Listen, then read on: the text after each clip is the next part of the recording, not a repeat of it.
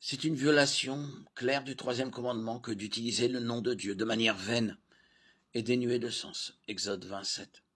C'est un péché. Dans cette optique, l'utilisation profane du nom de Dieu doit être traitée comme n'importe quel autre péché. Utiliser le nom de Dieu comme un juron montre un cœur qui n'a pas la crainte appropriée de Dieu. Mais ce n'est pas pire que d'autres péchés. Nous devrions exiger des croyants une norme différente de celle que nous imposons aux non-croyants. 1 Corinthiens 5, 12, 13. Nous ne devrions pas nous attendre à ce que les non-chrétiens vivent selon les normes de Dieu, et cela ne devrait pas nous surprendre lorsqu'ils pêchent. Nous avons la responsabilité d'être une lumière dans les ténèbres. Matthieu 5, 14.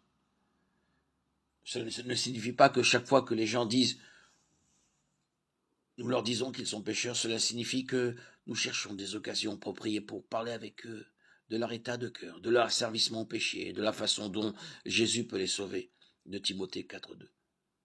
Souvent, lorsque les gens autour de nous savent que nous sommes chrétiens, ils seront plus prudents dans leurs paroles. Certains qui utilisent normalement le nom de Dieu comme un gros mot peuvent même se rattraper et s'excuser lorsqu'ils laissent échapper un mot. C'est un exemple de croyants qui sont le sel du monde. Matthieu 5, 13. Et cela peut conduire à des conversations plus approfondies sur les raisons pour lesquelles ils ne devraient pas profaner le nom de Dieu ou de Jésus. Ceux qui sont appelés par Dieu et sont nés de nouveau par la puissance de Christ sont tenus à une norme différente. Ils devraient savoir qu'il ne faut pas utiliser le nom de Dieu comme un gros mot. On devrait s'attendre à ce qu'ils respectent les normes de Dieu dans leur discours, Éphésiens 4, 29. Mais même lorsque les croyants utilisent le nom de Dieu en vain, nous sommes appelés à réprimander avec douceur et à être prompts à pardonner.